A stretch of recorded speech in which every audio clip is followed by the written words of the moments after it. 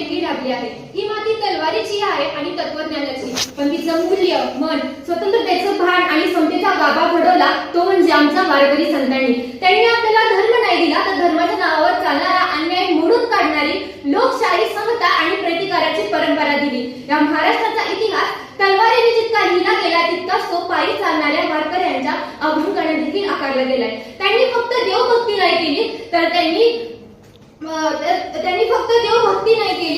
त्यांनी आपल्या तर ते या महाराष्ट्राच्या मनाची रचना करणारे सभासुधारक होते. त्यांनी देव नाही शोधला तर त्यांनी माणूस शोधला. त्यांनी आपल्याला धर्म नाही दिला तर न्याय, समता आणि मानवतेचा महाराष्ट्र धर्म घडवला.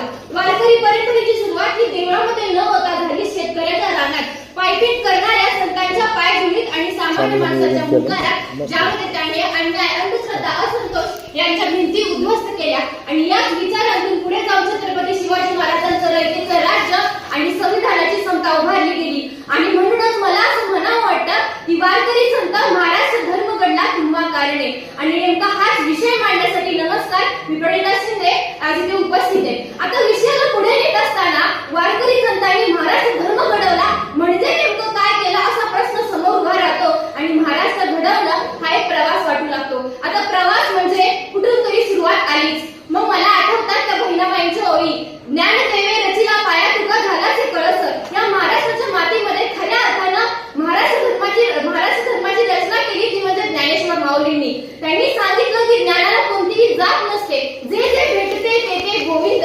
ही ओळ म्हणजे समतीची पहिली ठिणगी. आज एखाद्या गरीब विद्यार्थ्याला शिष्यवृत्ती मिळते, एखाद्या शेतमजुराची मुलगी इंजिनियर होते. हे फक्त आधुनिक धोरणामुळे नाही, कारण इथली माती या मूल्यांना वाढवण्यासाठी आधीपासूनच तयार होती, कारण त्या मातीला सुपीक करण्याचं काम ज्ञानेश्वरांनी केलं. त्यांनी ज्ञानाला लोकांच्यात आणलं आणि या समाजाच्या पायातील पहिली बेडी मुक्त केली. एकीकडे ज्ञानेश्वरांनी ज्ञान मुक्त केलं तर नामदेवांनी देव मुक्त केला.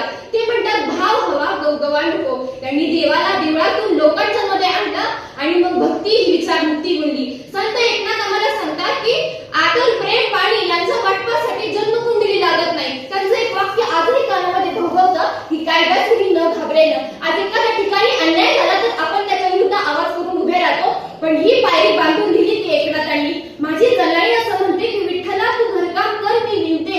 ही साधी सोपी वाटणारी ओळ आज संस्कृती बदलणारी ठरली. आज स्त्री पुरुष समानता ही फक्त चर्चा नाही तर गरज आहे. हे संवेदनशीलतेचं बीज माझ्या जनाईनं पेरलं. अंगावरची कातडी माझी नाही पण देव माझा आहे. हे चोखोबांचं वाक्य आजही ऐकलं तरी मन हलून जातं. आज एखादा दलित युवक युपीएससी टॉपर होतो, शेतमजुराची मुलगी इंजिनियर होते, रानांमधले वस्त्यांमधल्या इंटरनॅशनल स्पर्धांमध्ये पदकं आणतात. ही आहे आमच्या चोखोबांच्या पटिकावर उभं राहिलेलं नवयुग. आणि आमच्या सोयराबाईचा आवाज म्हणजे तर पहिली स्त्री दलित मुक्ती आहे. तुकोबांचे शब्द आजही या समाजाच्या छातीवर हात ठेवून विचारतात, जे कारंजले गांजले. कारण हे फक्त अध्यात्म नाही तर हा सामाजिक न्यायाचा पहिला संविधानिक स्वर आहे. यांसारख्या अनेक कर्मयोगी संतांचं देणं आम्हाला लाभलं आहे. सावता माळेंनी श्रमिक धर्म दिला. गोरा कुंभार म्हणतात घडा उघडला तर मन उघडे. हरी सोनारांनी कष्टातला विठ्ठल दाखवला. सेना महाराजांनी सेवा ही सुविधा बनवली. या सर्वातून घडला तो म्हणजे महाराष्ट्र धर्म, जो कोणाच्या विरोधात नाही, जो आहे न्याय, समता आणि मानवतेच्या बाजूनं. आपली वारकरी परंपरा असं म्हणते की भिंती नाही तर पूल बांधूया. त्याचं उदाहरण म्हणजे मागच्या वर्षी पंढरीच्या वारी